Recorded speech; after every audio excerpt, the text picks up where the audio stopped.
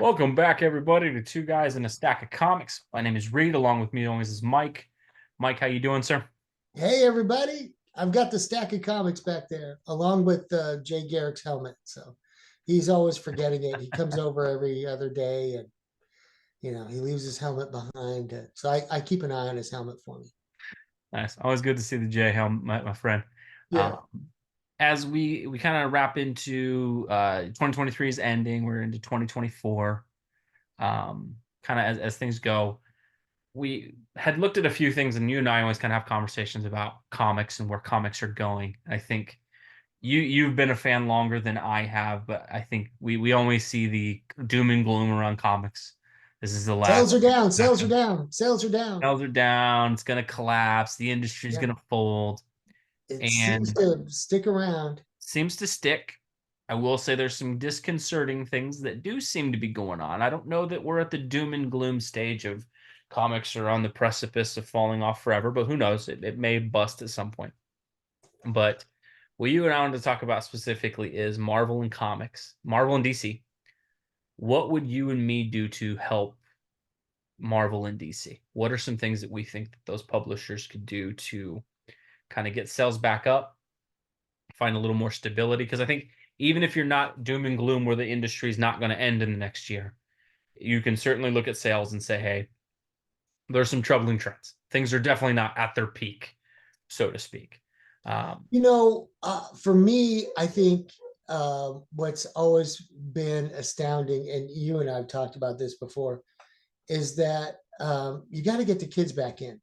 So when you go back to the 40s, 50s, 60s, 70s, and 80s, you know, kids kept comics and the print runs were, six figures, 100,000, two hundred Mhm. thousand. Sometimes a million, it would hit a million. And and that was because it was kid driven. It was something that both adults and kids loved. Yeah.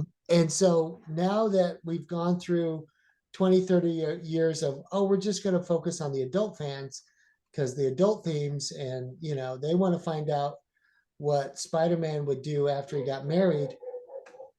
Um, that that might have its place and everything, but Spider-Man's a teenager, whatever. That's why you love him. Anyway, you got to kind of go back to the kids and get that audience back. There have been some few lukewarm attempts of printing out, a new version of Little Golden Books, if anyone remembers what those were, Yeah. with kitty themes in it, that really pandered to the young kids and put superheroes in it. But you got to get kids back into it. There's a lot of animated stuff. I mean, besides the movies, of course, DC's totally missed the ball on the movie theme, but get the kids back into it. I mean, you were saying a minute ago about how Aquaman just hit the theaters, but there's no Aquaman on the Yeah. shelf. There's no Aquaman book at Like, all. so I think, if you want to go dark, you want to go adult, you all have these imprints where you can do that with both Marvel and DC. Do that, but keep your main line open, and write good stories like they did in the old days that apply, to both kids and adults. Yeah, I think the thing is there's a lot of things right now that are aimed at kids that I think you should have a comic that ties in. One of the things is my toddler, he's 2 or 3. He loves this Spider-Man and his amazing friends cartoon that has Spider-Man and Miles and Gwen. And he's too young to read comics, but every time we go past a book on the shelves that has those characters and looks like that, he just lights up. Like he's 2 or 3, but he starts hitting this thing and yelling like Piety, Piety, Piety and stuff, and like it's Spider-Man. And it's like That's adorable right there. having yeah, it's it. And it's like when you have something like that, a cartoon that's successful, right? You could easily have, because I mean he's a little young. He's probably that cartoon because I've made him watch, cartoons and things. But I think there's probably 4, 5, and 6 year olds who are watching that cartoon. You could so easily just have an ongoing comic book series set in that universe for kids, where every month dad can pick it up and hey, here's, and even if the kids aren't loving the story, it just gets them into the medium of reading comics. I know for me, when I got into comics, a lot of the ways it did is I was a huge fan of Batman the animated series, and I think the Superman Adventures cartoon that was on TV at the time. Both of those had comic books. And so originally how I started picking up comics, other than, my dad had a handful of comics I'd read, but I loved reading those because like, oh, this is just like the show. And it gets you in, it's a gateway. And then oh, well, there's a real main series, and that one's on issue 400, and you start collecting and all that. I think you have to take advantage. So stuff like this PS5 or PS4 Spider-Man, there should be a comic set in that universe that's an ongoing and Yeah. there's enough real estate within those stories that they could absolutely do that and build off that success. The movies have always shocked me with having these huge movies in theaters, and you don't have any comic books really set in that universe. I mean, like we talked about Aquaman. I know it's not getting the greatest box office returns or anything like that, but I mean, I'll be honest. I took my 14-year-old to see it. He enjoyed the movie. We went to the comic book store after. He walked the thing. He's like, "Hey, is there any Aquaman comic books?" And the lady looked at him like, They haven't released any Aquaman in like a year." I was like, "Okay." And the thing is, for comic books, there's your shot to build a fan, and you messed it up. And my kid immediately just went to the anime section, grabbed another manga, and Kill me. A dagger in again, my it's another heart. loss. Yeah, Aquaman's not the groundbreaking greatest movie ever, but the thing is, if you're going to do the trouble of putting a movie in theaters, you got to have something that ties into it. Yeah. And they didn't have anything for it. I think there may be like a one shot comic coming out, but again, if you had an ongoing something like that that he could get into and really sink his teeth into, you might build a fan that way. Instead, they don't seem to do that. I think the other thing outside of tie-ins and things that drives me insane with comics, um, the constant renumberings, the constant. I think for me, you have to trust people to actually be mature enough to know that like just because it's on issue 400 doesn't mean you can't buy it. And what's funny is like manga doesn't have that problem. My son is a fan of this what's it, One Piece. I think it's got a Yeah. hundred something volumes. Yeah. He's only 13 to 14. I think it's been going on way before that. He Yeah. didn't start and get intimidated and go like, "Oh man, I can't possibly read all of One Piece, so I'm just never going to start it." He found something he liked. He saw an episode, went and got the thing that matched that episode, watched it, and he's slowly collecting it. But and it's fun for him with it being 100 issues or 100 volumes. Is he has fun tracing down the old volumes. And, oh man, I'm missing volume 9 and trying to find that. Comics always had that element of you trust it. Hey, like, hey, if I'm picking up Silver Surfer 125, cool for me as a collector. Like, hey, there's 124 issues before this that I can go hunt down and find, and That's how I that's got that's started part of the collecting collecting and the fun Flash. of it. Yeah. We don't do that anymore. It's a new number one, and they do things that are confusing. Like I say, this as a huge fan of like Silver Surfer. He's not my favorite character, but he's one of my top 10 or 7 characters. They relaunch his comic all the time. I'm a hardcore fan. I don't even know what the current series is called. I just know it comes out, but it's like it's another number 6 or something like that. And it's like the sixth Silver Surfer number 6 of the past 5 years. And it's like, and the stories all kind of connect. So it's like it's just you just constantly restarting things. I don't I know think why they you feel just they need to have to trust folks do more. that. I don't think they have to do that anymore. Yeah. Um, I know why they felt they had to do it. That trend started in the 90s, I believe, of like, let's just make a new number one. And it continued into the 2000s. And It's number gotten one, exponentially worse in the last 10 years. yeah, all number ones sell a little bit better and they're chasing numbers, but the main thing they're missing is decent content that can bridge the generation gap, which is what comics always did so well for decades. They had decent content that an 8-year old could pick up, a 12-year old could pick up, and a 20 or 30 something year old could pick up and smile and read. Yeah. um, we're not trying to be Alan Moore and Yeah. rewrite the best comic story ever, but if you have good content, I think Jay Adams is kind of doing that right now. Hmm. He's been able to do that pretty well. um, and yeah, it's something, a book that you're not afraid to give your kids. I mean, there's some scary stuff on some comic book shelves. It's really No, adult only. especially for the big two. I mean, there's some books that just have stuff in it. Like, why? Like, it doesn't. And I get it. You want to cater to adults, but like, you don't need that in an X-Men comic. You don't need over excessive sex and over excessive drugs and violence and things like that. And I'm not to sound like the watchdog alarm, oh my gosh, the comics code authority guy, but you have to know your characters. That's what Image is for. That is what indies are for, to put that Yeah, stuff in. In your mainline X-Men comic or your mainline Amazing Spider-Man, it should that be. could be your book for everybody. If you Yeah, do some offshoot with a higher rating or something like that that's in a separate thing, that's fine. Explore your creativity there. In the main line, Amazing Spider-Man or Uncanny X-Men, yeah, that could be something that you can hand to, and it doesn't need to be dumbed down. I think what's interesting is like Stan Lee talks about this all the time, like the biographies and stuff that he does about how he trusted his audience. I'm going to hand this. Yes, it's going to go to young kids, but I'm not always going to use the easiest words, and maybe yeah, they'll learn what that word is. And they may not get it, but they like reading the book and they'll go look up what the word means. You have to trust the content for the. And what's funny is comics is the only one who seems to think like, oh, if we make it for kids, that means it's stupid. Like manga has a ton of appeal to kids and adults. Stuff like this, My Hero Academia and things like that. And I don't know anything about that stuff. But I meet people at work who are in their 30s who are huge fans of Dragon Ball Z and One Piece and yeah. that stuff. And I equally see kids running into stores grabbing the manga.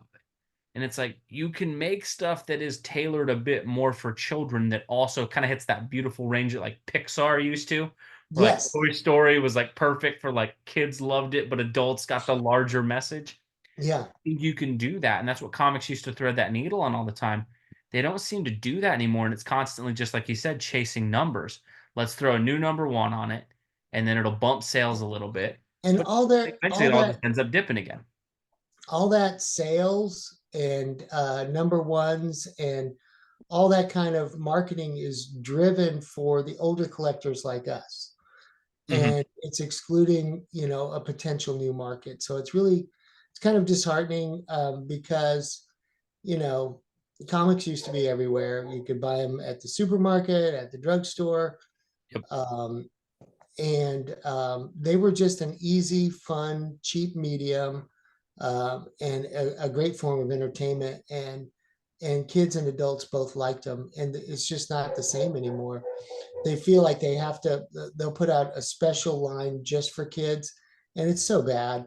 And it's like, man, you Yeah, know, and it's completely different if you do something that ties into a cartoon for kids, as yeah, opposed like when they try to do like the kids line of books, and it's cheap, poor art that you yeah, can just tell they didn't give a rip about.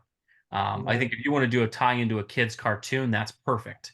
When you're just like, Yes, here's the Spider-Man kids comic, and it looks like a 5-year-old drew it, and you can tell yeah, like it was never intended to last.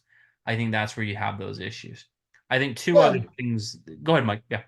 I think back in the old days where all these characters were built, and where we've grown to love them.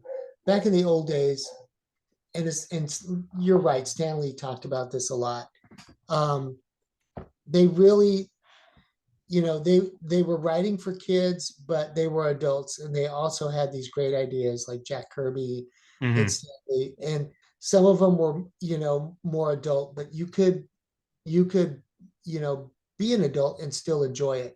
And that's why I like going back and reading the old stories, because yeah, they're kind of they're kind of kiddie, but Hmm. that Pixar range, that's where you got to go for if you're going to expand your audience, and if comic books are ever going to come back Yeah, in a big way, you've got to capture the kid audience. There's just no two ways about it. for sure.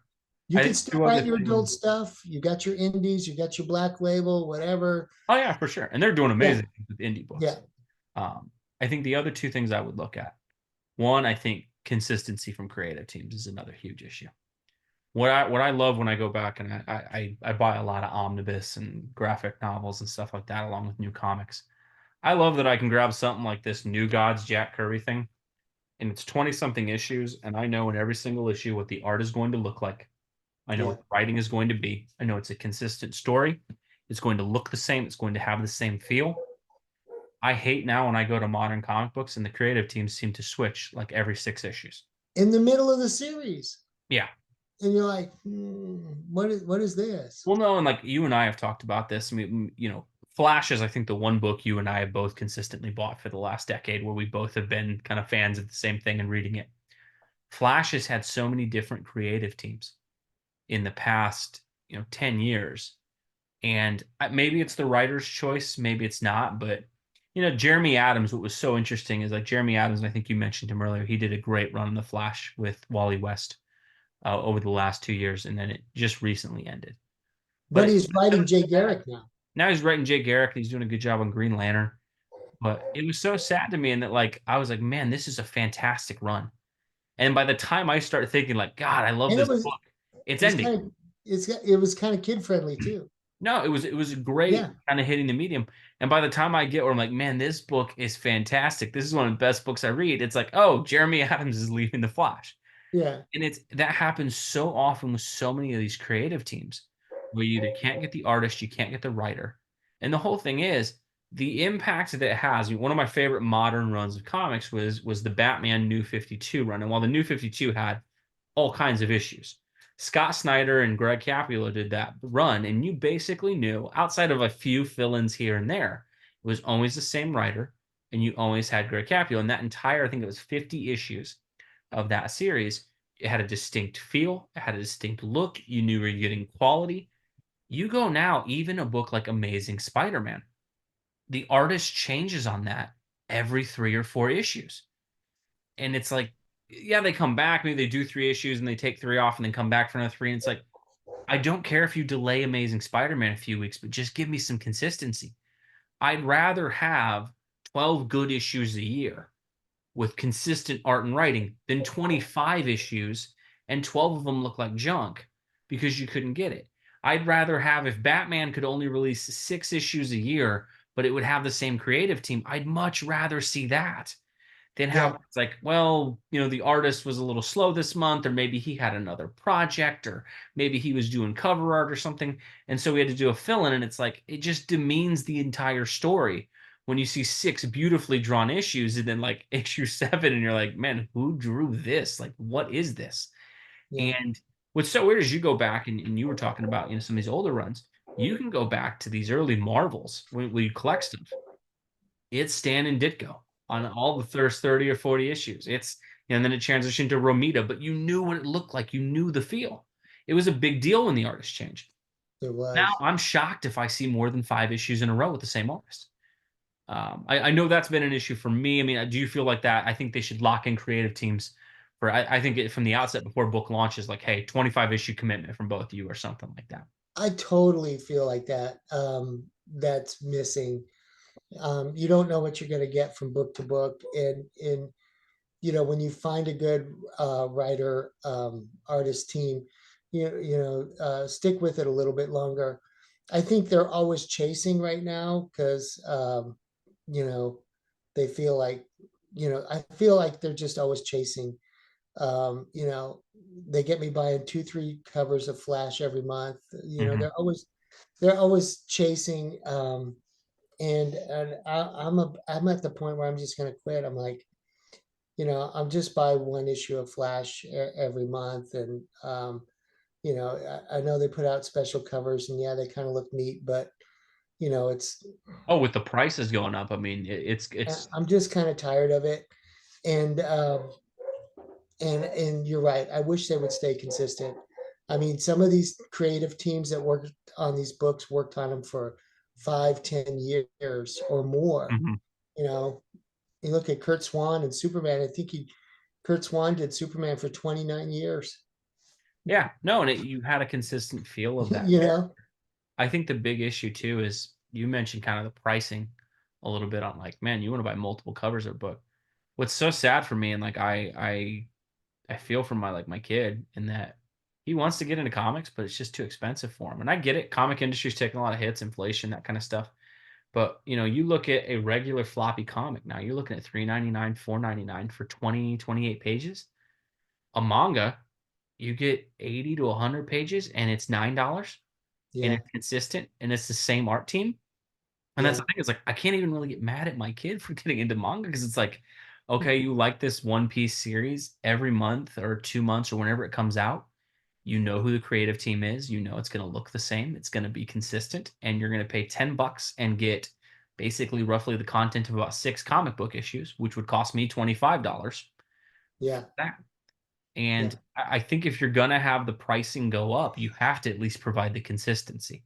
I get the economics are difficult and they may be needing to charge $4.99 a book because that's just the only way to keep the industry going. And that's fine if you're going to do that. But you can dang well provide some consistency if you're going to do that. You can't increase prices and ruin the consistency of it, right? If you go to a restaurant and they serve a great burger, but it needs to be $6 instead of five, that's fine. You'll pay more if it's a great thing. But if the burger starts tasting crappy, the food's going down in quality and the prices are going up, that's how you're going to go out of business. And yeah, that kind of seems like what Marvel and DC are doing a lot of is reduced creativity, reduced artists, not as good a talent for more money. And I think that that's a huge issue. Last thing I would well, say, or go ahead, Mike. Yeah. yeah. I think that too, and I think sometimes like they get an artist, writer, creator team, and they get a hit, then Hmm. I think they chase them on over to this character or that character and see if you Yeah. can revive this one real quick. Yeah. And that's a methodology that worked years ago when there was tons of talent in the talent pool. But in this day and age, like put your A team on and let them ride that baby. It'll bank for you in the end. Yeah. Um, yeah, No, I think the other thing that they've got to do, I think, especially for these big two, you got to stop having so many books and just concentrate on a smaller line with great talent. yeah. The You look at titles. what sells well and what's interesting, and comic book sales numbers are very hard to kind of find a definitive one. But as near as I could tell, going to 3 or 4 different sites and just looking at it, they did like the top 10 single issues this year. 7 of them were the main Batman title, two were Amazing Spider-Man, and one was Void Rivals by Robert Kirkman. And you look at it, it's like you really only have a few titles that are selling really, really well. And so the thing is, I feel like if they would stop making 50 different titles a month and just consolidate the talent that you do have on those titles. If you had a stable, every month you know what Aquaman's going to look like, and you know what Superman's going to look like, and Green Lantern and Flash, like you could boil DC down to about 15 books a month. Yeah, And you'd really get, I think, a lot of talent on that instead of let's try 25 different series or 30 different series, because then you just dissipate the talent too much. It just ends up not looking good, and you end up having people working on books where it's like, man, that guy should be working on something else. yeah. I I, think especially because of the money in comics, the problem comic books are having is so many great creators, the Jeff Johnses of the world. I know Jason Fabok, an artist, was fantastic for a couple of years. You've seen like Brian Hitch. You've seen some of these guys who are the more hit makers, Mark Miller, those guys. They end up going to indies because they can make more money there. You've got very few certified talents left, like that are DC and Marvel guys, but they won't put them on a consistent book, or they've got them working on 5 or 6 different offshoots, and it's like, no man, like consolidate your titles down, have one yeah, book a month that's the Flash, and have one book a month that's Batman or detect I mean Batman might be able to support 3 or 4 titles, but you got to find a way to get some consistency behind it, and that there's so many characters who just go on the bench for like forever, and then they get brought back and it's like there's no push. I mean, like yeah. that DC And has a Fire and Ice book coming out, and like 2 different Teen Titans books coming out, and a Speed Force book coming out. But yeah. you can't put Aquaman out there. Like really, like you have Bring the that, movies but out. Aquaman can't have a book. Yeah, Like, and the thing is, like, what happens with so many of these is like because they don't put their talent on these books, Aquaman no longer has a book because they put a bunch of creative teams who didn't give a rip about Aquaman on Aquaman, and it killed sales. yeah. You And put the then right team on it, it'll work. they have 15 different Batman titles, and Yeah, you're no, like, and I'll say this as a Batman fan. I mean, I absolutely love Batman, and I'm probably the part of the problem that anything they put Batman's name in, I end up buying. yeah, But Batman doesn't need that many books. And in all honesty, like people keep complaining, well, it's only Batman. And I get Batman sells better than everybody else. But you have to try. You have to yeah, put those other things out there. You can't make Aquaman a success by having him not have a book. Yeah. You can't Right. like it doesn't work that way, right? The DC has so many of these books, and I get they're trying something different with like we're gonna make the Titans the premier team. No, you can't have no Justice League book. What on Right. earth are you doing with no Justice League book right now happening? Like you just can't have that. And that's the whole thing is you have so many of these multimedia things happening where you build fans. You're gonna have some kid because I think they all just hit Netflix. My kid absolutely loves watching the old Justice League series. If he Yeah. goes to the comic book, where's the Justice League comic? Oh, there is no Justice League comic book anymore. Like You DC, know, how stupid are you? you gotta have these guys like Erwin Donefeld and Julius Schwartz like spinning in their graves. Like if they had, if they were helming this industry right Oh now, the gosh, old yeah. they would just be like died and gone to heaven. So Know that you could have a cartoon that essentially does all the marketing for the comic books for them. they would have loved it. They would have And loved it. it's so funny is I don't understand why comics don't see this in that manga it's always so surprising to me in that like I love going to Barnes and Noble. That's one of my favorite places to go. It's my only like date escape with my wife as we go there and buy like Yeah, a book each and get a cup of coffee. And it's always depressing to me because I've gone there pretty much my entire life. That's been my favorite store to go to. And it used to be the comic book section was two really long shelves. Even yeah, before the Marvel explosion, back when comic books was like the geek thing and not super yeah, popular with movies. There was always two really huge long shelves and stuff like that. It is now like half a shelf on the back half of like a four-wall anime section. Or yeah. manga Around the corner section. from the anime. Like the manga's all in the front and like an L, Yeah, and they've got like six yeah, different things in the middle. Like, oh, if you go around all the manga on the back, the one facing the window with like 2 feet in between the window and the shelf, that's our collection of comics. And it's the reason for it is if you go and you watch one of these anime series or a movie in theaters, you can immediately go, oh, cool, they make a manga of that. Walk to Barnes and Noble or any comic store and you can find it. yeah, It's there, it's printed, it looks similar, it's there.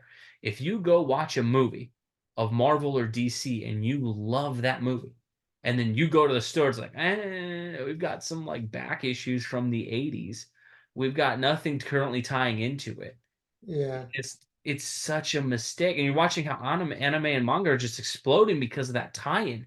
People watch the series, they want to read the book. Comics is like just completely missed the boat on that. It's just amazing. And so I think really if they could bridge that gap, there's a chance to get the industry back in. I think it's just sad. I think it's just sad. And I think lastly, I think the one thing I think you and I would probably agree on, you got to get better talent on some of these books as far as match people who love the character they're writing with the book that they're on. Stop yeah, hiring people who hate Steve Rogers to write Captain America. Like it seems like the most simple thing in the world, but like it makes such a difference. You could the Jeremy Adams series with the Flash. Me and you both mentioned that. You could tell he had a love for Wally West. That's the yeah, biggest thing that shined through in that book is you could tell Jeremy Adams, whether it's his favorite character or not, you could tell that he had a definitive love and care for Wally, his world, his wife, his kids, his characters. The Conan series that you and I both think was the best book this year, you can tell the writer and the artist absolutely love that character and have a passion for it. We have yeah. so many books right now where you can tell the creative team just do not care about the main And, character. and the one thing is they don't know if they'll be drawing it next month. Yeah. No. So Well, I'll take this on until they tell me to hopefully do they'll the fix it. Hopefully they can get some things going. I think they definitely need to start taking some of these steps in that. While I'm not doom consistency. and gloom, and I Yeah, don't think it's going to collapse in the next 2 months, there's definitely a lot of troubling trends. There's a yeah. lot of stuff that does not look good. But it's so ripe for the picking. They can totally do it. Well, and the thing is that manga shows you it ain't that people don't want to read comic book type things. Those are No, that's selling for like sure. crazy. So it's not that, oh, well, people just aren't interested in this medium or no one is reading physical things anymore. They'll go to the store and find those. You just have to be consistent like they are. They're And starved for consistency and meaningful tie-ins yep, to the other media that's out there. Comics have video games, they have movies, they got TV shows, they got cartoons, action I, figures. I mean, yeah, you got action everything. figures. Tie them all together, put a good, consistent team, and that's a model for success. Yep. Let us know what you think below. What do you think the keys to saving modern comics are? What do you think is hurting comics? Let us know what you think below. As always, we appreciate you watching. If you enjoyed this, please make sure to like and subscribe. And thank you again for watching. We always appreciate the views that we get from you folks. Thank you. We hope you have a great day.